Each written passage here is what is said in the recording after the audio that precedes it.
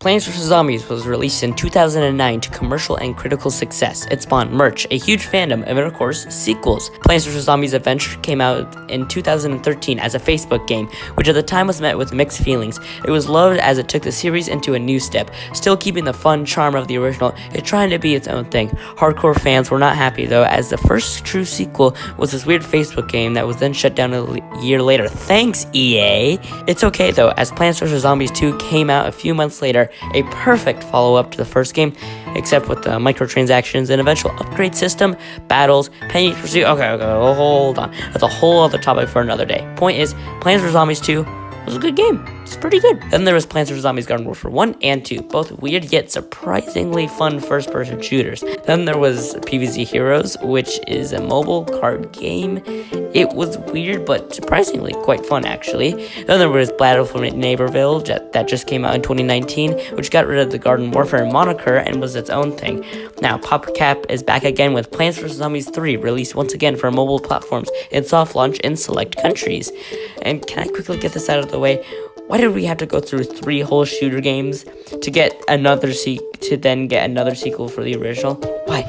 So this game has gotten a lot of backlash, despite many people not even being able to play the game because it's not in their country. But hey, I got it. Plants vs. Zombies 3 has 5 major talking points around it: the orientation, art style, gameplay, similarity, and one final one I'll keep for the very end. And I'll go over all these points as quick as I can to address and make this as short of a video as I can possible. 3, 2, 1, go. The orientation. According to EA's website, the reason why the game went to portrait mode was, quote, to make the game more phone-friendly. Displaying the game in portrait mode allows you to more easily play with one hand and provides smoother transitions. Yeah, going from this to this was just too hard for most people. So this answer, in my opinion, is kind of weak. There's so many other things to go over that I'm like, whatever, it's fine. So in a nutshell, this is dumb. This is nice. And now because of this, there's a 99% guarantee this ain't being ported to other platforms. You see how nice that would look? Like just right next to the bigger brother and all the other better games? Just, by God, EA, just put your mobile games on PC or a console, for crying out loud. Okay, now this is when things get juicy. As seen by the gameplay you are currently viewing, the game has taken a 3D approach. Gone is the 2D art styles of games 1 and 2. According to EA's website, once again, this is because, quote, wanted to provide our brand with more flexibility and artistic opportunities. Updated 3D graphics also allows us to show off the characters in a better detail.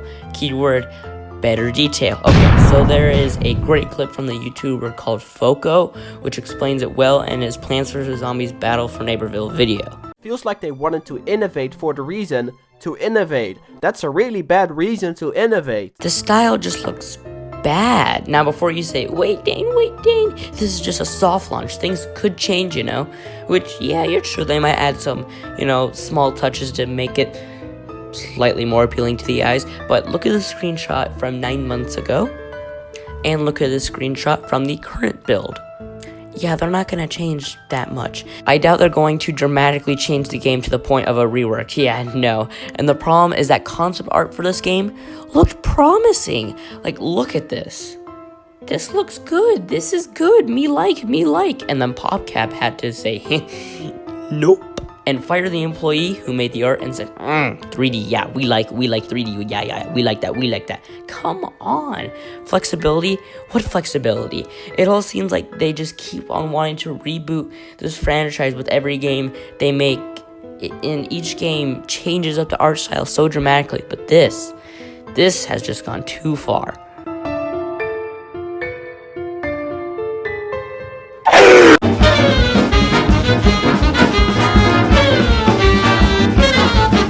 The game doesn't have a level-by-level system. Instead, it incorporates a player level, where to progress, you play one of these tower level things and win, and boom, to level up, but then the tower level thing gets progressively harder with each level, causing a blockade, then a need to grind to level up your plants. Oh yeah, there is a leveling up system in this game, which then, because the zombies get stupid amounts of health the further you progress, this causes the player to get stuck and all they can do is grind, which is horrible. Let's get to the actual gameplay side of things though. Wow. Your sunflowers are gone, and now you have an auto generation of sun. Gone are the lawnmowers as well, which honestly I'm kind of okay with actually. It seems like they wanted to go for the Breath of the Wild style and try to break conventions, which I'm okay with. You still place plants in a grid-like fashion. Zombies come from the left, don't let them get all the way across. You have consistently generating plant food right here, and each level or whatever, has 2 stages. When completing stage 1, you can give plant tacos, which makes them more powerful, them being the plants. Think of it as like plant food, but instead of one powerful attack, it makes them more powerful overall, and for the rest of the time until they are eaten or until the level ends. When you're done with stage 2, you win. Now, other levels may have more than 2 stages, but it's okay as PopCap is to the rescue with their super creative zombie types. Yeah, you see this hat zombie? This is a combination of the microphone zombie from Plants vs. Zombies 2 and this hat dude from Plants vs. Zombies Adventures. Jetpack zombie? Well, can I introduce you to Far Future? Chicken Man? Well, do I have a world for you? Outhouse zombie? Oh man, you're never gonna see this coming, but have you heard of Plants vs. Zombies Garden Warfare? Balloon zombie? Hey, remember the first Plants vs. Zombies game? Dog zombie? Remember that weird card game I mentioned a little earlier? Random donut dude? Notice how it rolls its donut in the same fashion as the pirate seas dude? Coincidence? I think not! There are so many more I could go over, but I don't have time for. But do you get the point? This game has taken over 7 years to come out, and it turns out just to be a cavalcade of recycled ideas.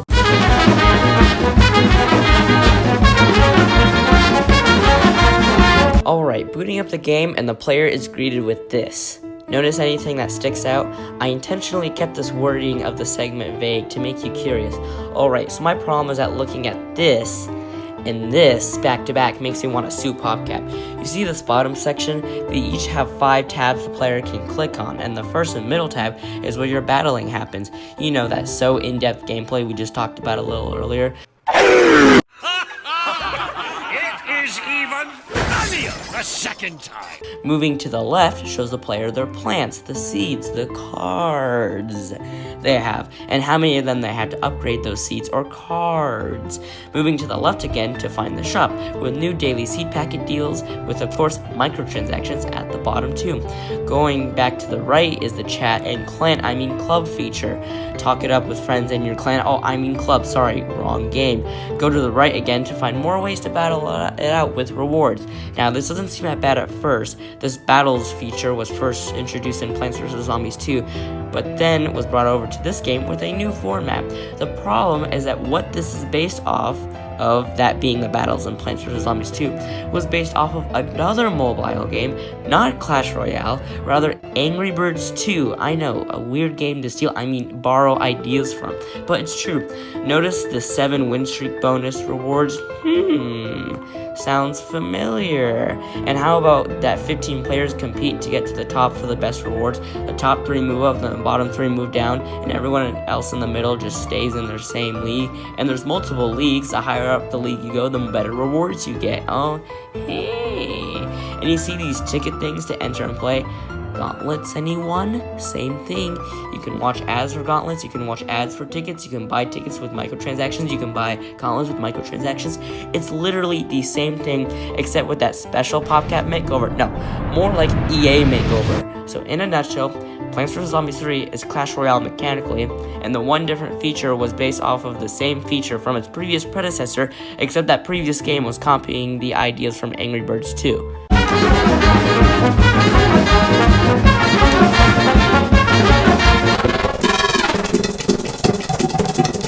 It's been hard to describe this game, as it seems to have just a sense to it. It's like something is looming over this game. Something that cannot be erased. Oh wait, it's EA. Yeah, the EA acquisition did not seem to affect Plants vs. Zombies 2 as much. Sure, it seemingly became more prevalent as the game's life went on, but it certainly felt like a loyal, faithful sequel. This game, Plants vs. Zombies 3, on the other hand, right out of the gate seems to just have that manipulative mobile game feel about it. You know that feeling. PopCap might just fall into the fate of all the other EA acquisitions.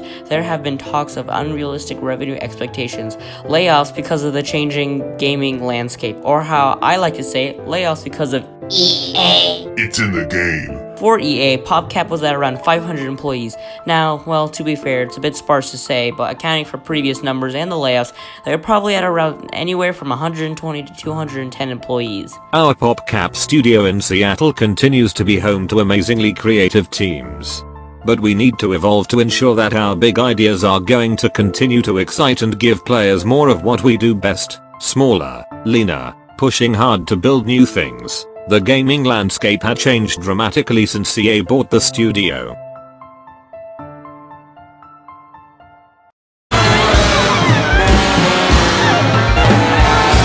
Look, I don't feel great making this video, because I love Plants vs. Zombies so much, but I can't let my love get in the way of the actual quality of the games.